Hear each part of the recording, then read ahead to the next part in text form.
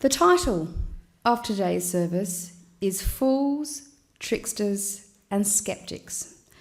The service falls as it does after April the 1st, known as April Fool's Day.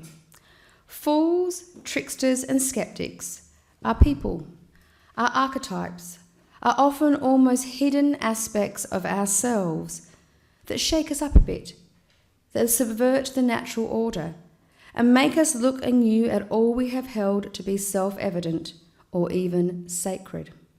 So today, I want to pay homage to fools, tricksters and skeptics.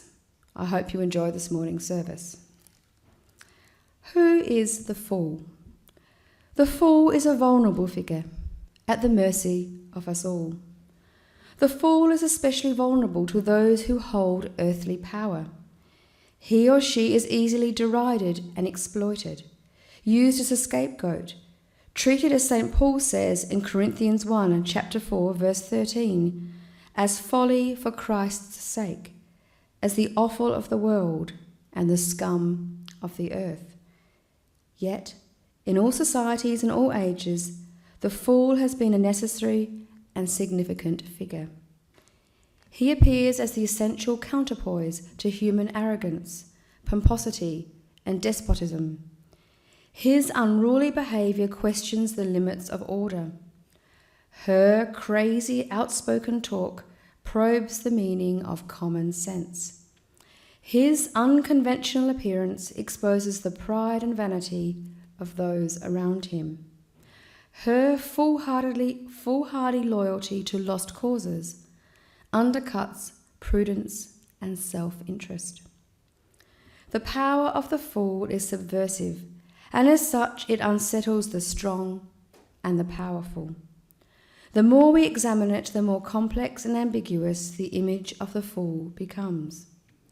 Folly is often a two-edged mockery of good and ill alike, provoking malicious and cruel laughter at times, yet also using humour and ridicule to evoke love and concern. Since folly steps outside order, we cannot expect to control it. More often than not, it takes its cover in a holy or unholy madness. How do we know when folly is a kind of wisdom and when it is simply just nonsense? This is the first question that the ambiguous figure of the fool imposes. In his book, The Exploits of the Incomparable Mullah Nasruddin, the Sufi mystic Idris Shah has popularised an ancient figure of wise folly who originates in the mystical and intuitive insights of the Sufis of Islam. The mullah is a highly entertaining character whose foolishness often works to his advantage. Time and time again, Nasruddin passed from Persia to Greece on a donkey. Each time he left with 2 panniers of straw and trudged back without them. Every time the guards searched him for contraband, they never found any. "What are you carrying, Nasruddin?" they asked. "I am a smuggler," he replied. Years later, more and more prosperous in appearance, Nasruddin moved to Egypt. One of the customs officers met him there. "Tell me, Mullah, now that you are out of the jurisdiction of Greece and Persia, living here in such luxury, what was it that you were smuggling when we could never catch you?" "Donkeys," he replied. The natural fool's lack of sophistication gives a refreshing directness to this person's ways of relating to others. There is also a lack of hypocrisy in the things that she says. One can perhaps understand how the natural fool was the precursor of the professional court fool who had a license to speak hard truths to the king. The wisdom of such simplicity lies in its power to expose insincerity and self-deception. Often such a person is unaware of the effect on those around them, and unlike the professional fool, he or she is not acting this way in order to create an effect. Yet this guilelessness mediates singleness and honesty to those who have ears to hear and eyes to see. It is as though the fool holds up a mirror in which we can see a reflection of our own society and our own hypocrisy.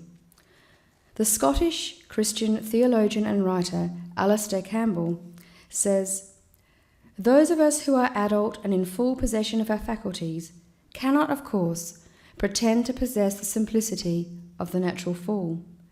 We cannot make ourselves into innocent little children, or dispossess ourselves of our reasoning powers. Indeed, it would be a strange denial of ourselves to want to do so.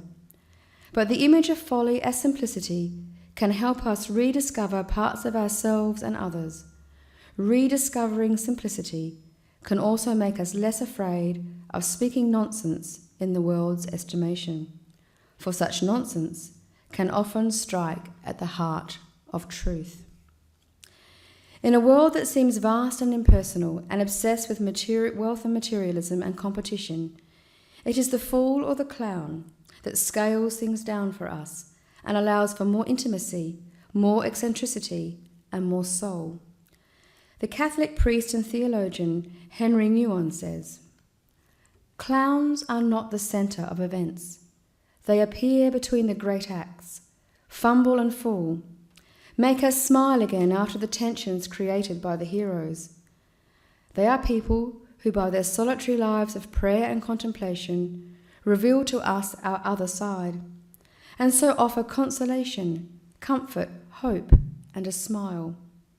The large, busy, entertaining, and distracting world that keeps tempting us to join the lion tamers and trapeze artists, those who get most of the attention.